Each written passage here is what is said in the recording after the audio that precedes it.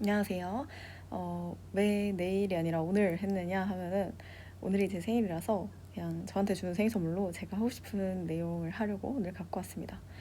그래서 어제 기준으로 나온 내용이었는데 펩트론이 PT403의 임상 1상 IND를 신청했다는 소식이 있었습니다. 우리나라 식약처에 신청을 했고요.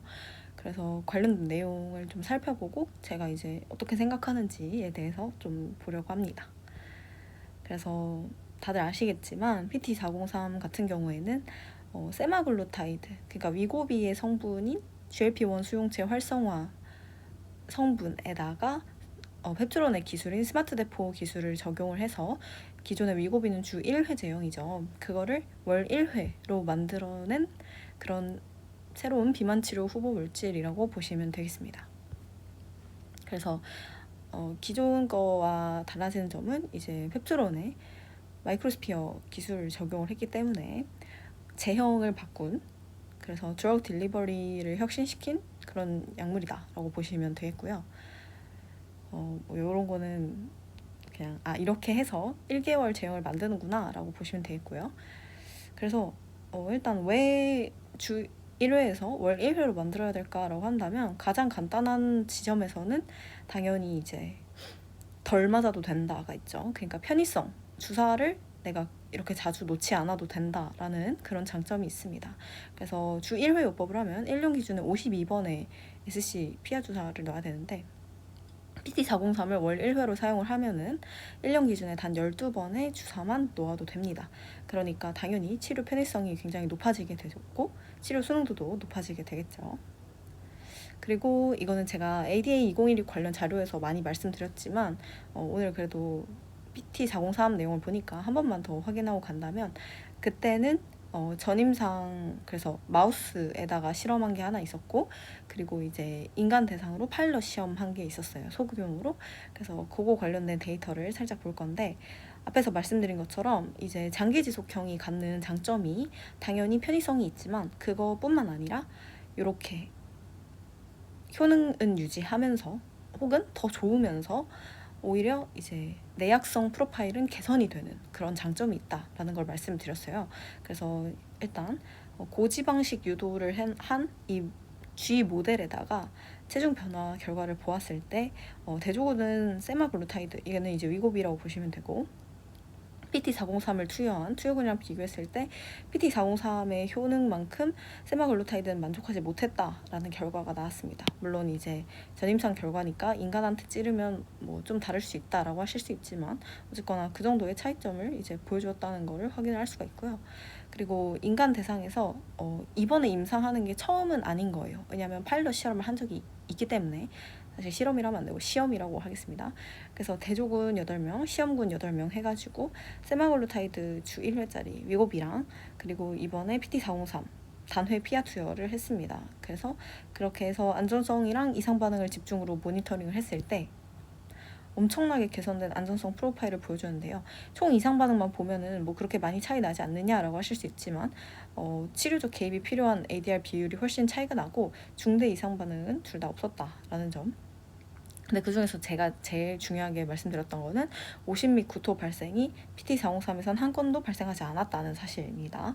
그래서 내약성이 현저히 개선이 되는 부분이 이제 가능성이 확실히 보인 거죠.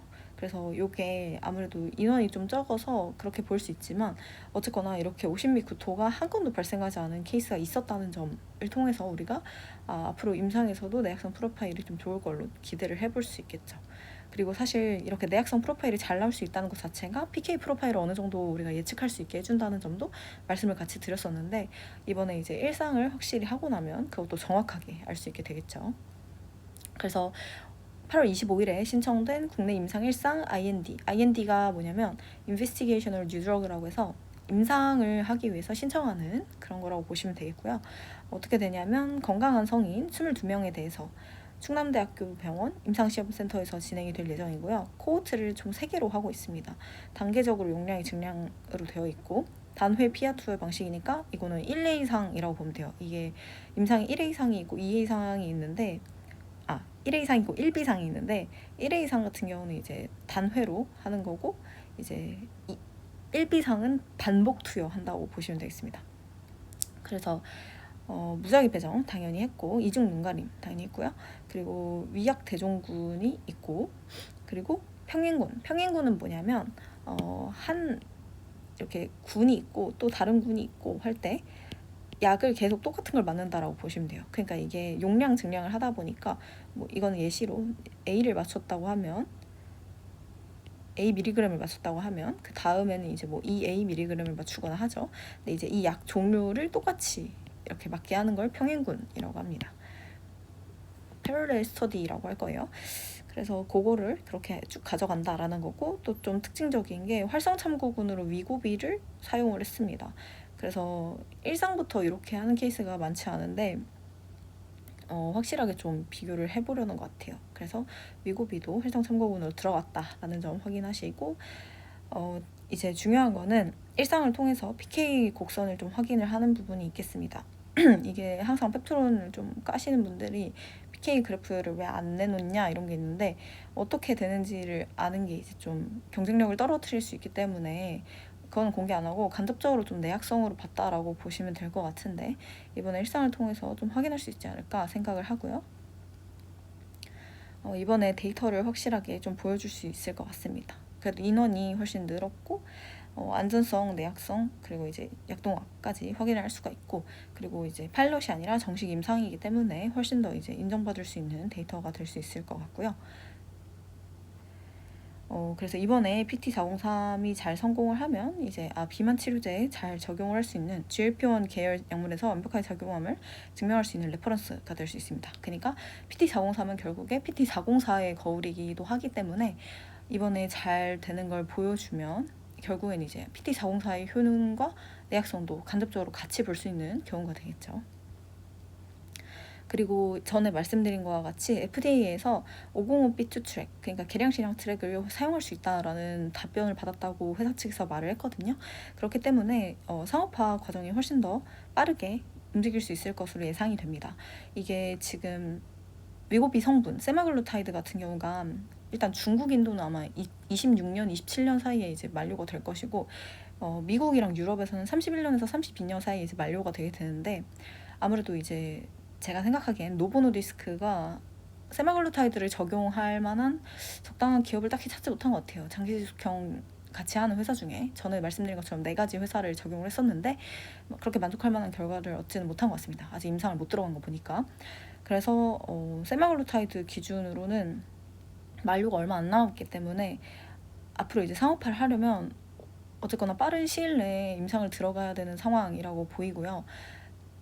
그렇기 때문에 제가 생각하기에는 PT403을 노보가 충분히 탐을 낼 것 같다라고 생각합니다. 만약에 이제 노보디스크가 아무것도 하지 않고 기다리다가 PT403 임상이 다 진행이 돼버리면 시장에 나왔을 때 PT403이 먼저 나오게 되겠죠. 그러면 좀 쉽지 않을 것 같아요. 왜냐하면 내약성 프로파일도 좋을 것 같고, 그 정도의 프로파일을 만들지 못하면 브랜드 네임을 가지고도 그 정도로 의미가 없을 수 있기 때문에 아무래도 노보디스크가 견제를 하건 아니면 탐을 내건 확실히 이제 노리고 있을 것 같다라고 생각을 하고요. 그런데 이제 펩트론 같은 경우는 일라이릴리랑 같이 이제 앞으로 더 많은 성분을 계약될 것으로 보이기 때문에 노보노디스크의 차세대 약물을 펩트론이 하지는 못할 것 같고, 그래도 이 PT403 같은 경우는 충분히 가져갈 만하지 않나라고 생각을 하고 있습니다. 그래서 위고비 제네릭이 나타나면서 이제 가격 공세를 하면 당연히 이제 오리지널 제약사의 시장 지배력은 떨어질 수밖에 없고요. 근데 그 와중에 월 1회가 만약에 노보디스크 손이 아닌 곳에서 나와버린다면 압도적으로 이제 밀리게 되겠죠. 그렇기 때문에 노보디스크는 이거를 그냥 좌시할 수는 없을 거라고 생각을 합니다. 그래서 스마트 대포 기술을 선택할 수밖에 없지 않을까라고 생각을 하고 있습니다. 그래서 정리를 좀 해보면 이번에 임상을 신청을 했죠. KFDA라고 써져 있는데 MFDS라고 봐주시면 되겠고, 그래서 스마트 대포가 인간에 어떻게 작용을 했는지 비만 치료제 관련해서 검증을 좀 하게 되었고, 그리고 뭐 다들 아시는 편의성 내용은 굳이 다시 언급은 안 할 거고요. 단지 이제 제가 더 강조하고 싶은 거는 일라이릴리 CEO가 얘기했던 것처럼 장기 지속형 제형의 장점이 단순히 이제 복약 수능도, 복약 편의성에만 있는 것이 아니라 안전성 그리고 내약성 이런 것에 더 있다라는 부분을 좀 강조를 드리고 싶고, 그리고 현재 이미 FDA와의 논의를 통해서 상업화를 훨씬 빨리 할 수 있다는 것을 확인을 했다라는 점에서 지금 페트론의 PT403의 경쟁력이 굉장히 높다라고 생각을 합니다. 그래서 릴리와의 계약이 잘 나오고 나면 이 부분도 아마 가져가게 되지 않을까, 노보노가 그렇게 생각을 하고 있고요. 솔직히 일라이릴리 입장에서 생각을 좀 한다면 현재 지금 장기 지속형하는 회사들 중에 그렇게 견제되는 회사가 없어 보여요. 화이자도 영 못하고 있고, 나머지도 딱히 눈에 보이지도 않고, 노버디스크도 딱히 뭘 내놓지 못하고 있고, 근데 일라이릴리는 차세대 약물 라인업도 계속해서 잘 가져가고 있기 때문에 급할 게 좀 없는 입장인 것 같아요. 오히려 경쟁 플레이어들이 별로 보여준 게 없다 보니까. 그래서 지금 급한 거는 제일 노보노디스크가 되지 않을까 싶고요. 뭐 CEO도 교체하고 막 그러고 있으니까. 그래서 요거 관련해서 페트론이 이제 임상이 들어갔다는 게 좀 좋은 지점이라고 생각을 합니다.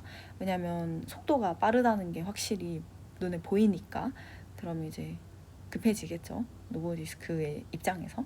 그리고 또 마찬가지로 만약에 일라이릴리 약물이 월 1회가 아니라면 월 1회인 노보디스크의 세마블루타이드랑 붙는다고 했을 때는 월 1회 내가 프로파일이 더 좋을 수 있거든요. 특히나 이제 복약 수능도가 좋아지니까, 또 이제 내약성도 개선이 되니까 굳이 이제 더 잘 빠진다고 해도 꼭 마운저를 맞을 필요가 없어질 수 있는 거죠. 그래서 충분히 이제 임상 진입을 통해서 경쟁력을 갖추게 된 과정이 있다라고 보시면 될 것 같습니다. 그래서 오늘은 어제 좀 좋은 소식이었던 펩트론 임상 진입에 대해서 같이 살펴보았고요. 다음 주 월요일에는 또 관련해서 새로운 소식 있으면은 전해드리도록 하겠습니다. 아마 알테오젠 기술 이전 관련해서 좀 얘기가 나오는 것 같은데 상대방이 얘기가 좀 있어요. 빅파마 중에 하나로 이제 얘기가 나오는데 빠르게 좀 좋은 소식 나와서 바이오 전체적으로 붐 됐으면 좋겠습니다. 그러면 오늘도 영상 봐주셔서 감사하고 좋아요나 댓글이나 구독까지 해주시면 정말 감사하겠습니다. 감사합니다.